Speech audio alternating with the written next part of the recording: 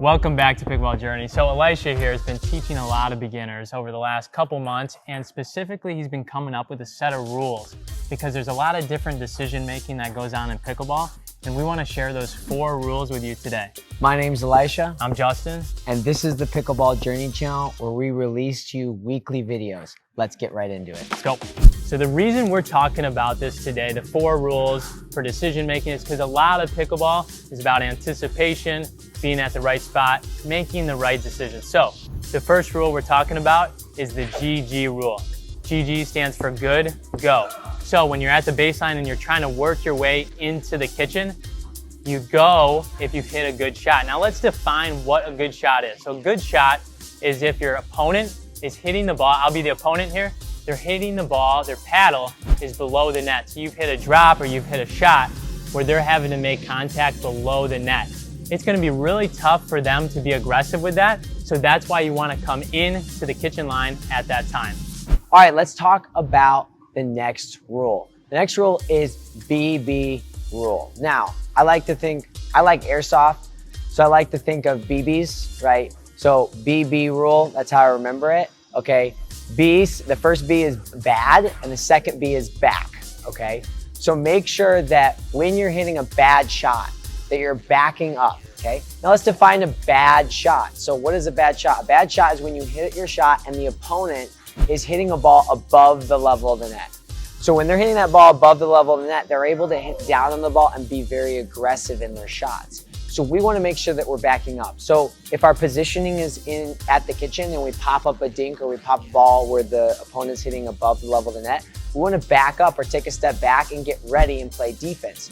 If we're at the baseline and we pop a ball up and a person's hitting above the level of the net, then we're going to stay back there and get ourselves on defense. This helps us get in a position so we can play the best defense possible.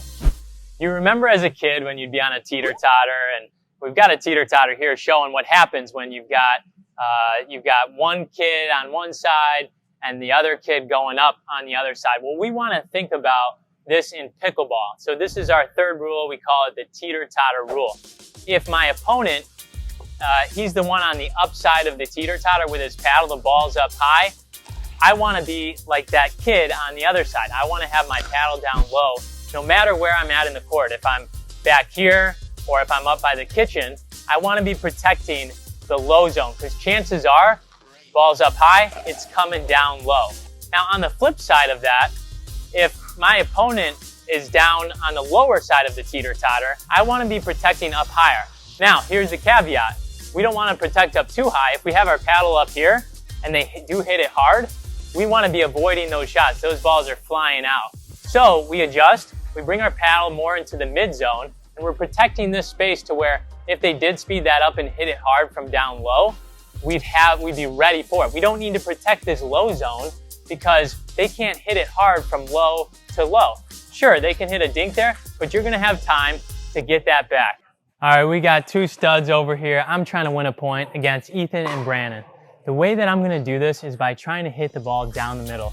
The rule here is down the middle solves the riddle. You've probably heard this before. This is great if you're trying to hit a drive, trying to hit a drop, if you're trying to dink. It causes confusion, number 1. It causes people to let the ball go because they think, hey, my opponent has it, I'm letting them take it. So that's the other big benefit. But then the 3rd one is that people don't miss wide when you hit it down the middle. So these are 3 key things that make the down the middle solve the riddle. Before you go, be sure to check out Carbon Pickleball and use code PBJourney10 for 10% off any paddle or Carbon Pickleball gear.